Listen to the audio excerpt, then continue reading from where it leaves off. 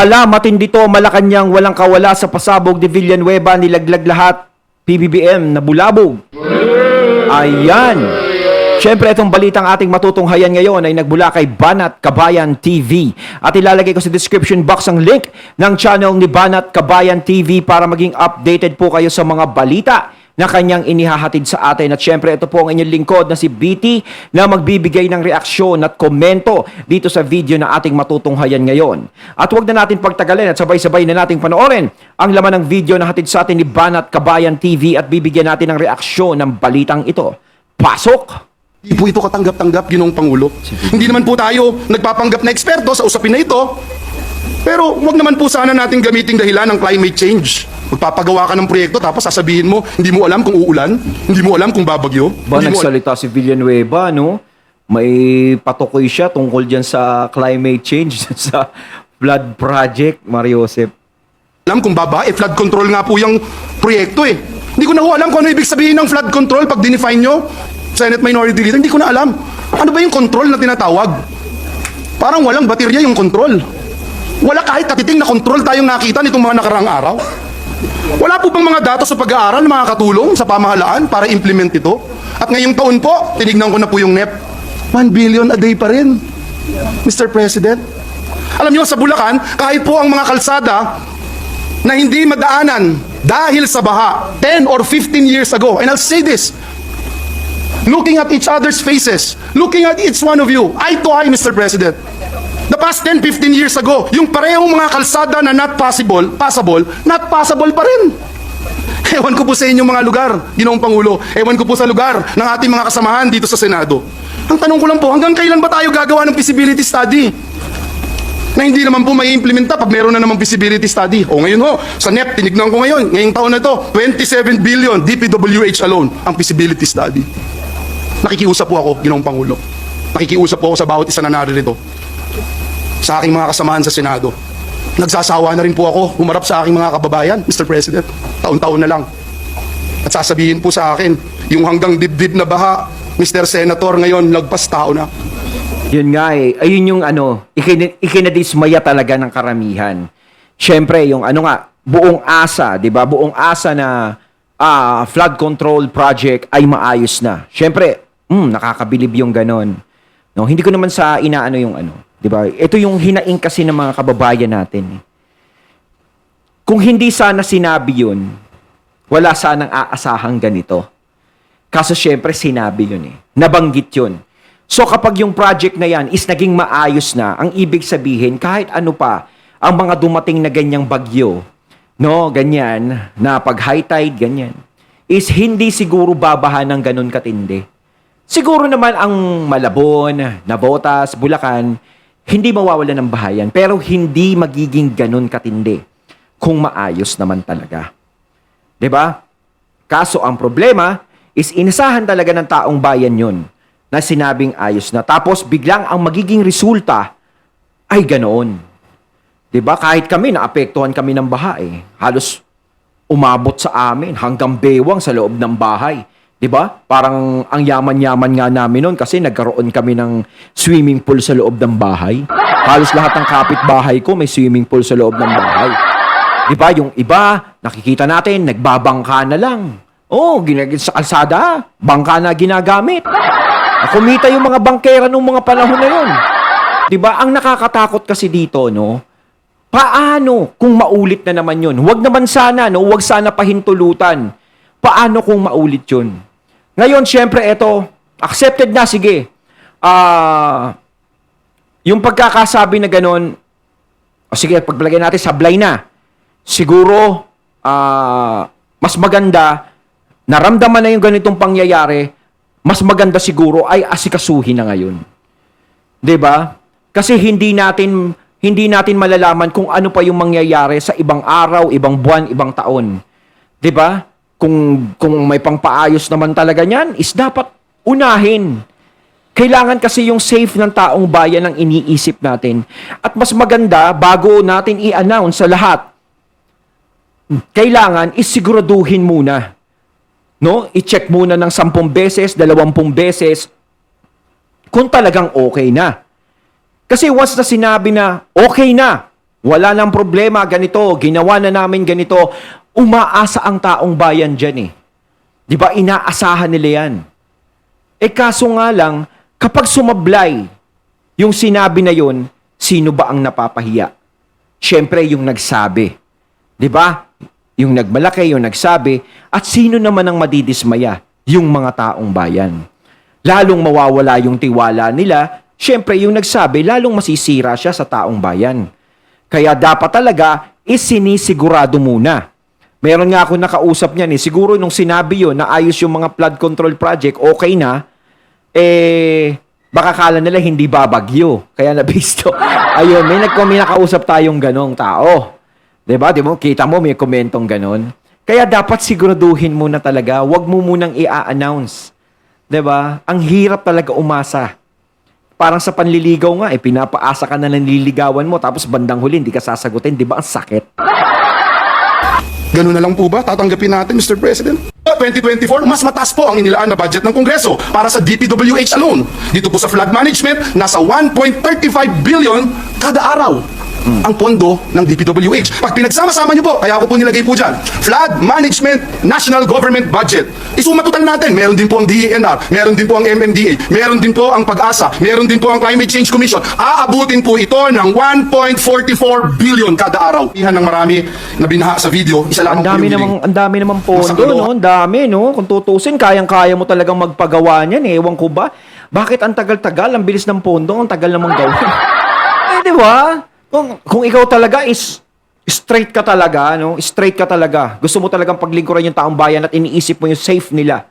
'Di ba? Dapat ganoon ang 'di ba? Dapat ganoon yung government talaga.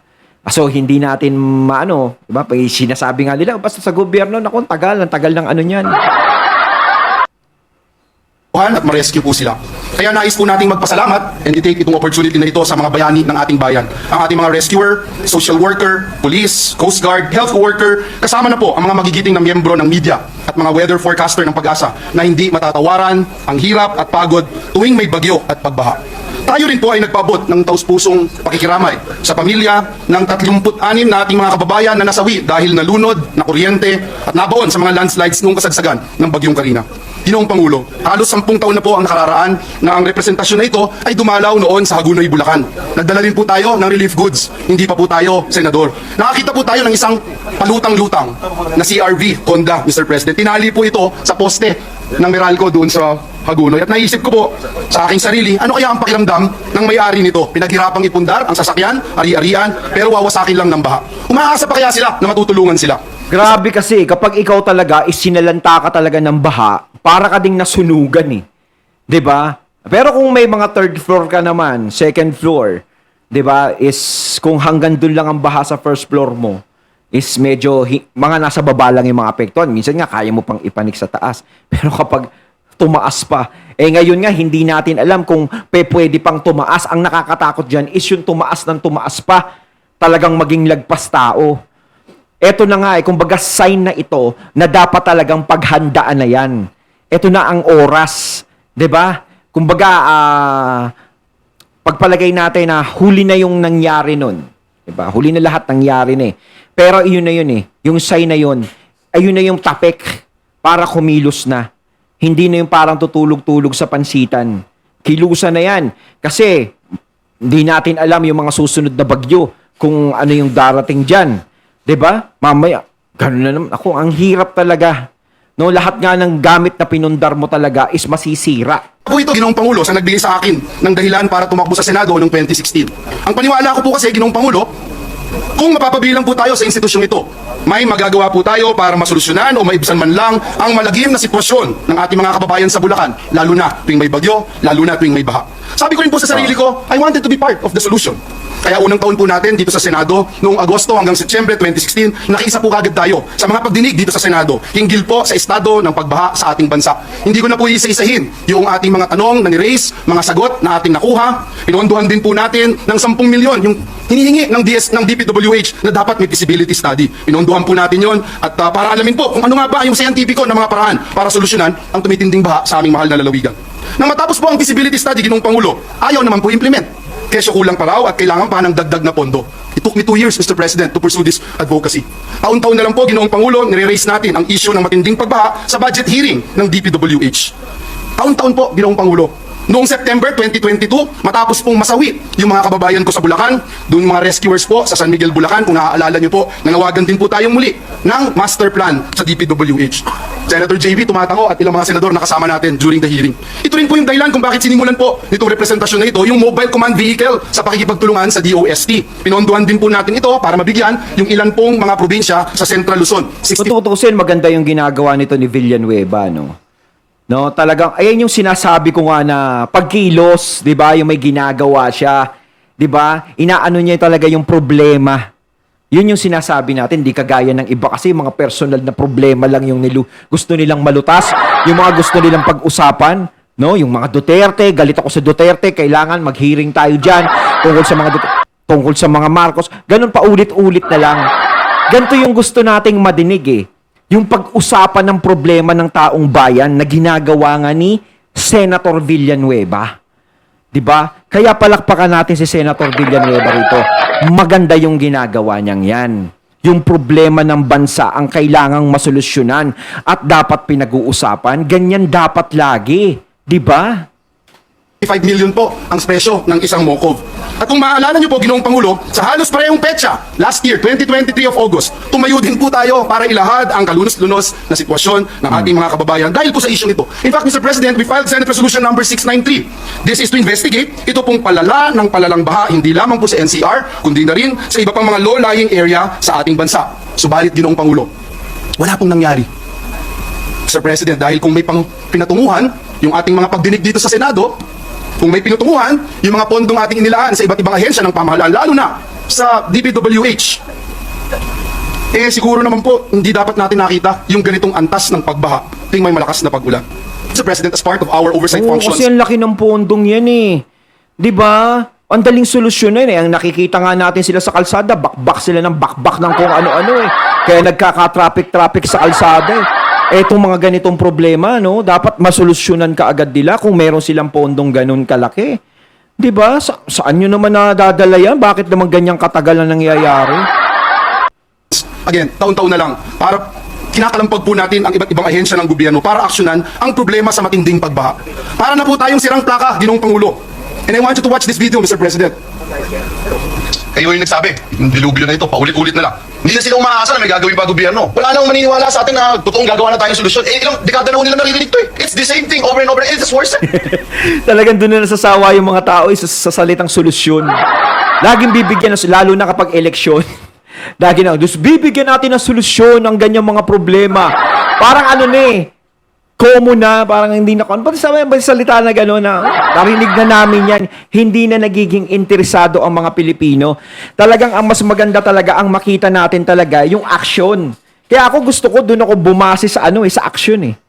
'Di ba? Sa action ako babase kung sino talaga yung kunwari tatakbong senador na alam kong kumikilos talaga siya ng ganon, pinaglalaban niya yung taong bayan talaga kahit nasa posisyon na siya. Kasi kapag nasa posisyon ka na, wala na, parang tatamarin ka na eh. Magbabago na lahat ng mga sinasabi mo, hindi na katulad ng dati nung ikaw ay kumakandidato pa. Siyempre, lahat ng matatamis na salita ay sasabihin mo. 'Di ba? Pero pagdating ng, ayan na, nanalo na ako. Oh, wala na. Kaya doon ako magre-rely, doon sa mga tao na, doon sa mga politiko na nakikita natin kilos ng kilos kahit nakaupo na siya, is taong bayan pa rin ang tinatapik niya, inuuna niya. Dapat ganun talaga, yun ang kailangan natin eh.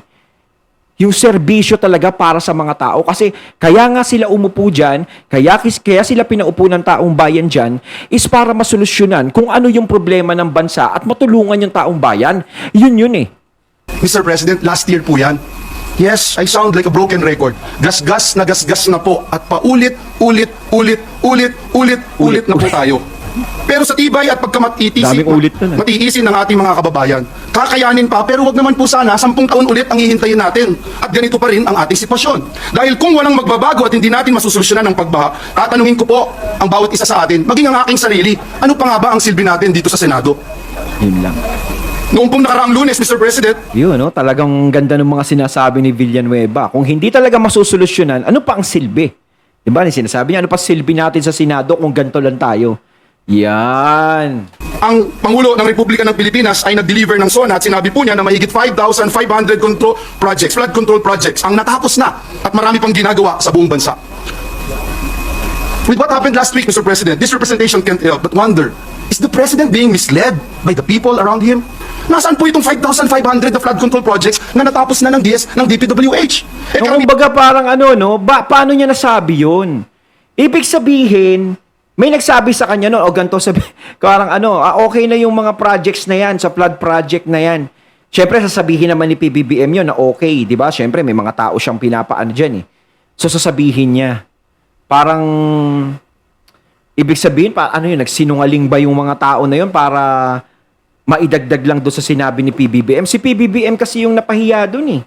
Di ba doon sa nangyari, doon sa salita niya sa SONA, yung sa flood project na yan, siya yung napahiya doon. Kaya, nako, yung nagsabi sa kanya, nako hoy, nako, lagot ka. Kasi siya, itatanong niya yun eh. Di ba? Ayos na ba yan? Baka nagbigay siya ng pondo ron na ganito, o pinayagan na ano. Tapos sabi niya, okay na yun, okay na. Tapos sabi naman na, okay na ba? O sige, isama na natin to, may na-achieve. Pero nung nangyari, di ba? After 2 days ata na SONA niya, is nagbahana. Nabisto ngayon yung nagsabi sa kanya, lagot ka. Sino ka man? Yan daw po ng proyektong ito ay nasa Metro Manila. Pero nakita naman po natin kung paano pinalubog ng baha, hindi lang ang mga kababayan natin, kundi ang maging mga bus, mga truck, grabe. lahat ng stranded sa mga kalsada dito sa ating bayan, Grabe lalo na Ilang sa Metro araw Manila. yun. Last year, Mr. President, ipinagmalaki pa sa atin ni Secretary Bonoan ng DPWH na magiging game changer ang flood control project ng DPWH sa Central Luzon. Istigo po yan si Chairman Revilla, si Senator Coco Pimentel. Ang ating Senate President ngayon, Chis Escudero, po ang ginagastos ng ating gobyerno para tugunan ang problema ng pagbaha. 1.44 billion. Mr. President, hindi pa po kasama dito ang pondo na ginagastos ng lokal na pamahalaan. Sana all billion. Kasama dito ang mga feasibility studies. Ngayong taon, 47 billion feasibility study. Yung mga katunay, nakakita na ba kayo ng billion sa harap nyo? Siguro yung iba dito ako, hindi pa ako nakakita ng ganun. Nakakalak siguro ng mata yun. Po yung sabi ni Secretary Bonoan last year. The Central Luzon Pampanga River Floodway and San Antonio River San Antonio Swamp Ring Dike, Your Honor. This will be the major project that will actually we think will be able to contribute significantly to address the flooding problems in Bulacan and Pampanga. So you have the timeline here when we will start? By next year po siguro, we are hoping that we can start this project. This will be the major project in Central Luzon po. I'm counting on you, Mr. Secretary. Major project, Mr. President. A week after, isang linggo po, matapos niya sabihin ito, we inquired about it during the budget hearing. Kasama ko ulit si Minority Leader Coco Pimentel nitong oras na ito. And we learned that it's merely a proposal that has not yet been approved by NEDA. Ito po ang video clip. During the hearing, and for some of our colleagues who were not present during the hearing, last hearing conducted by the Committee on Public Works, headed by Senator Bong Revilla, the answer given to us in the Senate by Secretary Bonoan in addressing the flood control program is that they would have a 60-kilometer floodway program being financed by the Asian Development Bank. That's what we were told. And according to him, this is a game changer. This will address the flooding in Bulacan and the nearby provinces. That's what he said. That's what he said, Your Honor. So I'm just quoting the Secretary. Ngunit, Ginoong Pangulo, kaninang umaga, napakinggan ko po ang General Manager ng MMDA na si Yusek Procopio Lipana. May sinumiti na daw po sila na terms of reference sa DPWH para sa Drainage Master Plan ng Metro Manila. Ibig sabihin, Ginoong Pangulo, hanggang ngayon po pala, nasa proposal stage pa rin sila. Samantalang matagal na po na... Proposal stage pa rin. Grabe, no? Minsan kung makapagsalita sila, kala mo, ayan na eh. Nangyari na, ginawa na, no? Pero wala. Parang, ang nangyayari, puro plano na lang. Plano. Sko naman. Walang mangyayari sa atin kung puro lang tayo plano. Dapat talaga kilusan. 'Di ba? Kung may pondo naman, kilusan na. Ay, ang hirap talaga. Minsan, kung magkaka-interest ka dyan, o huwag natin gawin yan. Yan yung silang mag-suffer. Kasi hindi kasi sila yung naaapektuhan eh.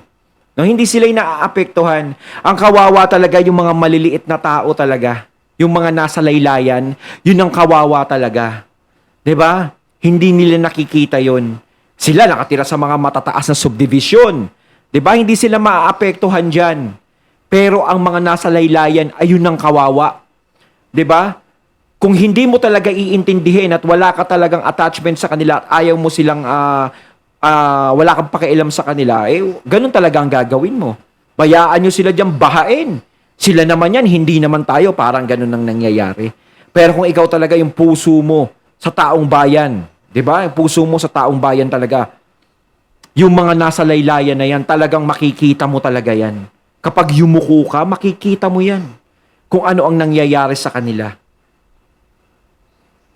Ating alam nating lahat na antiquated o bulok na ang ating mga drainage system at light to medium na baha na lang ang capacity ng mga pumping stations dito sa Metro Manila. Mr. President, sinabmit na yung NEP kanina. Kanina lang natin nakita sa NEP yung proposal na ito. Feasibility study, 15 million for Metro Manila. Pero yung feasibility study na sinasabi ni Secretary Bonoan, wala pa din po. And by the way, babanggitin ko rin po, nandito na rin ang chairman ng Finance, Senator Grace po.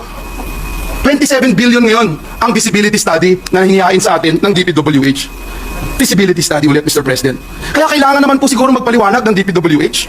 Mr. President, kaninang umaga rin sa ating chat room ng mga senador, ang no less than our Senate President reported to us that DPWH is saying na kaya bumaha dito sa atin, lumakas ang baha, ang sabi po nila kasi hindi na-switch on yung pong makina. Dahil wala pong fuel. And it's black with trash. Yun din po yung nireport sa atin kanina at nakita ko several of my colleagues giving all mainit na ulo na emoji, galit na emoji, etc. Mr. President, wag naman po sana sa susunod na pagdinig natin, sorry na lang uli at sasabihin malakas kasi ang ulan. Mr. President, we wanted to find out the real status of our flood management master plan. Has it been reviewed? Talaga. Has it been updated to respond to our changing times and needs?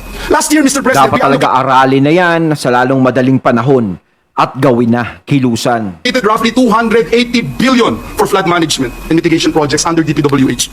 This means, Mr. President, in 2023, 1.079 billion a day on flood control projects. Ngayong taon po, 2024, mas mataas po ang inilaan na budget ng Kongreso para sa DPWH alone. Dito po sa flood management, nasa 1.35 billion kada araw ang pondo ng DPWH. Pag pinagsama-sama nyo po, kaya ako po nilagay po dyan, Flood Management National Government Budget. Isumatutan natin, meron din po ang DENR, meron din po ang MMDA, meron din po ang Pag-asa, meron din po ang Climate Change Commission. Aabutin po ito ng 1.44 billion kada araw. Yan po ang ginagastos ng ating gobyerno laki. para tugunan ang problema ng pagbaha. 1.44 Ganon kalaki, tugunan ang problema ng baha pero wala pa rin nangyayari. Diyos ko, ang laki niyan, hindi biro-biro yung halaga na yan.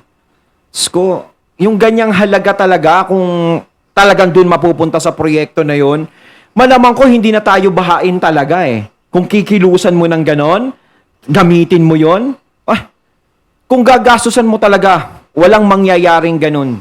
Hindi mauulit yung eksena ng pagbaha sa iba't ibang lugar. Kaso, ayun kaya hinahanap ngayon yun. Nasaan na yun? 'Di ba? Na ano na nangyari doon? Laki nun Tapos ganyan yung nangyari, binaha. Hindi lang basta baha yung nangyari Bahang-baha talaga. Grabe. billion. Mr. President, hindi pa po kasama dito ang pondo na ginagastos ng lokal na pamahalaan. Hindi pa po kasama dito ang mga feasibility studies. Ngayong taon, 47 billion feasibility study alone. Ayon, natating natunghayan ng video na nagbula kay Banat Kabayan TV at syempre natunghayan natin si Senator Joel Villanueva. Ayan talagang pinag-uusapan talaga at pinaglalaban niya talaga yung ganyan na kailangan maging maayos na. No? Tinatanong niya nga kung nasaan na yung mga ganyang mga pinagagagawa pero walang lumabas. Pero kung walang lumabas, panahon na para bumawi kayo at ayusin nyo yung dapat ayusin. Yung iparamdam nyo at ipakita sa taong bayan na talagang kinikilusan nyo at hindi lang puro plano. Kayo mga katunay, anong masasabi nyo tungkol dito? Comment lang sa comment box.